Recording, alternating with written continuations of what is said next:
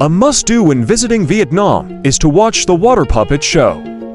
Ticket prices starts from 100 to 200 KVND.